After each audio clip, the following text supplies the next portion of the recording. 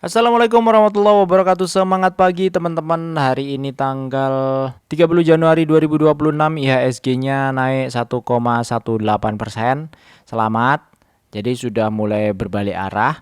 Walaupun transaksi hari ini masih sangat besar sekali, asingnya keluar. Jadi sudah beberapa hari ya. 3 hari asingnya keluar. 5T, 5T, 5T. Sudah 15 triliun. Dan kalau dilihat dari broker, ini masih didominasi oleh AK secara transaksi 7,5 triliun transaksi hari ini, dan net value-nya dia keluar itu 352 miliar. Stockbit masih mendominasi untuk lokal, net buy-nya XL itu 533 miliar. Jadi kalau kemarin sampai berapa? 1,1 T, AK-nya jualan 2,2 T. Dan 7 hari terakhir nih luar biasa ya, AK jualan 2,9 T.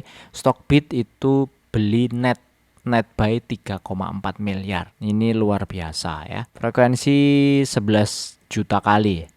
Nah, ini bedanya jauhnya. Kalau AK itu hanya 2,9 juta kali, Stockbit itu berapa kali lipatnya nih? 4 ya. 4 kali lipatnya.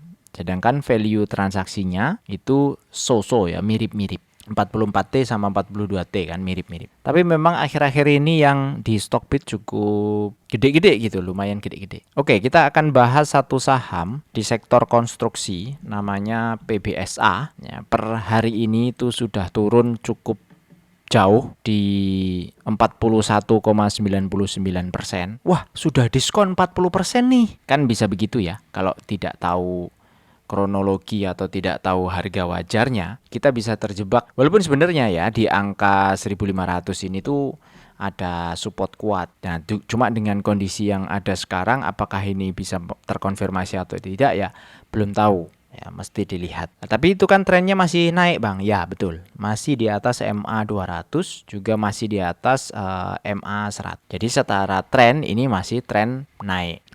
Kalau dilihat dari beberapa hari terakhir di mana penurunan ini ya yang turun 41%, itu yang masuk ada SQ, XL, YURF. Ini rata-ratanya di 2012 untuk SQ.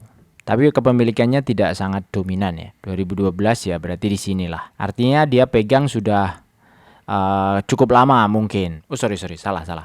Ini dari Januari ya 2023 ya. Berarti di sini kan. Oh iya. Ya berarti dari Januari ini. Artinya dia ada average down atau masuk mungkin di sekitaran sini, nyangkut sekitar 22% minus. Lalu bagaimana secara fundamental? Nah, kita langsung aja bandingin. Lalu bagaimana secara fundamental? Ya udah kita langsung aja bandingin dengan screener kita ya, TOTL, NRCA, PBSA, Jaya. Ini udah kelihatan urutannya mana yang paling tinggi. Tentu jelas sangat clear ada di TOTL dengan potensi dividennya Rp89 nanti setelah closing berarti ini sekitar bulan Mei ya untuk TOTL bagi dividennya dia. Nah, ini di kedua ada NRCA di 5,6%, PBSA Rp52 atau 3,4%. Jadi sekarang sudah diskon 41%, tapi harganya masih mahal. Berapa harga wajarnya PBSA? Di 583. Apakah pernah itu 583 terjadi? Pernah. Ya, waktu harganya di sini 400-an itu yang secara harga cukup menarik. Berapa range-nya sampai ke situ? Sekitar 72% minusnya. Jadi kalau dilihat di sini ini MOS-nya 62% ke harga wajarnya dia. Jadi kalau Anda beli di 1560 bisa jadi dengan mengharapkan dividen ya. Ini bukan untuk scalping, bukan untuk trading, bukan untuk misalnya trend follower atau seterusnya, tapi untuk dividen investing, ya ini berarti berpotensi turun sampai 62% jika mau menuju harga wajar. Artinya kalau mau masuk sekarang, kemudian ternyata turun, ada harus average down dan seterusnya, itu worth it atau enggak, ya hitung-hitungannya begitu. Nah pilihannya kan, apakah PBSA saham yang buruk? Enggak, dia tetap bagus. Tapi mungkin untuk style yang lain gitu. Kalau untuk style dividend investing bisa pilih yang mana? Ya pilih yang lebih baik secara potensi yieldnya. Tapi kan ada potensi turun juga. Ya benar, betul. Nah, itu resiko yang mesti diamati. Dan ini disclaimer on ya. Tolong ini di pause, kemudian dilihatin atau dibaca ya, dibaca. Saya agak lemes nih hari ini, jadi agak ngantuk sedikit. Nah, habis ini saya mau tidur. Besok libur, jadi menikmati libur saja. Mungkin di rumah saja. Nah, besok sekalian kalau ada waktu kita bikin video-video riset-riset kecil untuk minggu depan. Tentu yang member pasti dapat ya riset-riset kecilnya setiap minggu. Nanti ditunggu aja. Insya Allah di-share. Nah, dengan kondisi seperti ini seperti biasa, kita akan hitung untuk dividen for living ya. Yang paling memungkinkan adalah TOTL, di mana TOTL itu potensi yield dividennya 8,7 atau 8,6%. TOTL udah bagi interim belum ya? Ini bagi interim nggak sih TOTL? Oh enggak ya. Dividennya sekali setahun ya. Oh iya, bulan Mei ya, sekali setahun. Nih ya benar, bulan Mei 75. Waktu itu 75 rupiah itu 7,3% ya tahun lalu.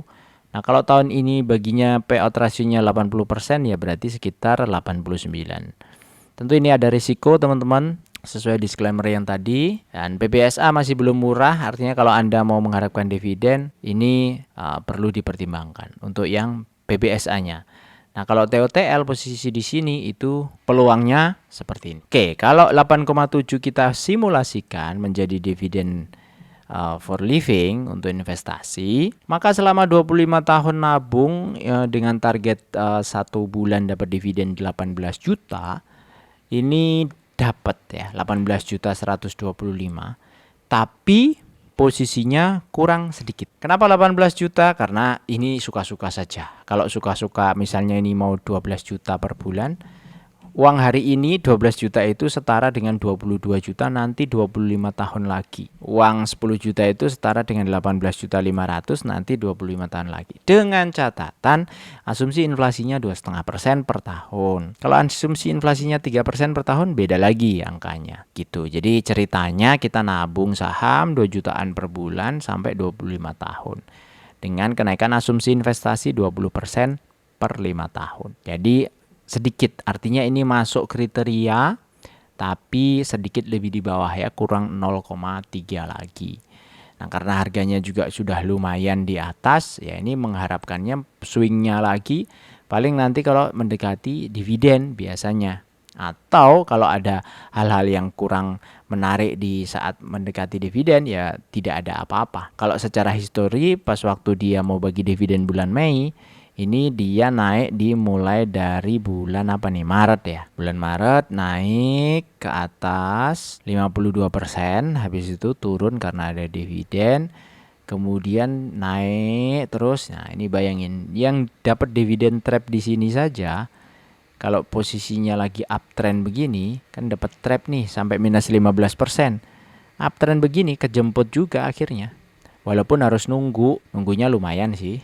Ini berapa hari nih? 50 bar ya, 77 day, 2 bulan lebih sedikit. Oke, apalagi ya yang perlu dibahas? Saya pikir cukup untuk hari ini. Kita bahas sektor konstruksi dan kita coba warnain karena ini masih bulan Januari.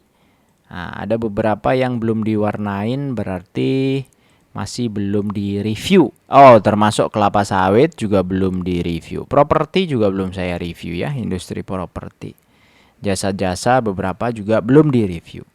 Ya lumayan masih banyak obrolan-obrolan dan ada beberapa pertanyaan yang belum saya jawab juga. Jadi sekalian mungkin moga-moga besok bisa. Ya sampai kita ketemu lagi di video berikutnya. Itu aja dari saya. Terima kasih. Wassalamualaikum warahmatullahi wabarakatuh.